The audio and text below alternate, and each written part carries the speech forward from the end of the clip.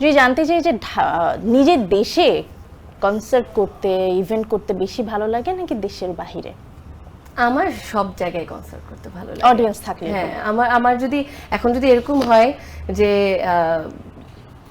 এই মুহূর্তে এই স্টেজের সামনে এই বাকি যে খালি জায়গাটা, এই পুরোটা ভর্তি অডিয়েন্স এবং সবাই অনেক ক্রেজি হয়ে আছে, তাহলে আমার মনে হয় এখানে আমি কনসার্ট করতে পারবো। তো আমার মানুষ মানে গান গাওয়ার জায়গা, মানে অডিয়েন্স, ওরকম অডিয়েন্স পেলে ওরকম কনসার্ট যে কোনো জায়গায় ভালো লাগে, দেশ হোক দেশের বাইরে হোক।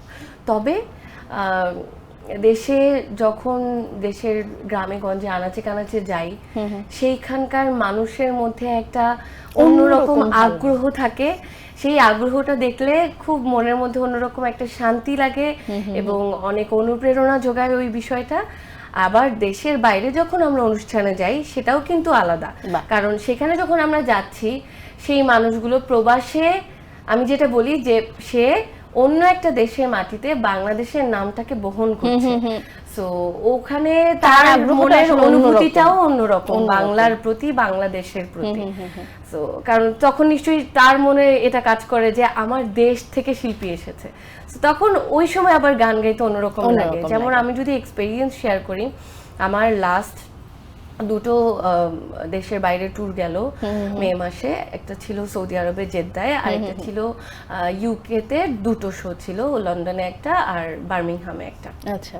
তো আমার যে জেদ্দায় যে আমি গেলাম, মানে স্বাভাবিক এই যে খেটে খাওয়া মানুষগুলো যারা কষ্ট করে সৌদি আরবে থাকছেন এবং তাদের শ্রমটা সেখানে দিচ্ছেন তারা, তো এই মানুষগুলোর জন্য গান গাওয়ার অনুভূতিটা তো ডিফারেন্ট ছিলই, আরো আলাদা ছিল কারণ স্টেজটা ছিল আমাদের জন্য স্বপ্নের একটা স্টেজ, বিশাল বড়, কারণ একটা ইন্টারন্যাশনাল শো, মানে যেখানে আমরা সৌদি গভর্নমেন্টের ইনভিটেশনে গিয়েছি এবং সেখানে বাংলাদেশের নামটাকেই আমি আসলে রিপ্রেজেন্ট করছিলাম, কারণ your passport to the world একটা ইন্টারন্যাশনাল ইভেন্ট।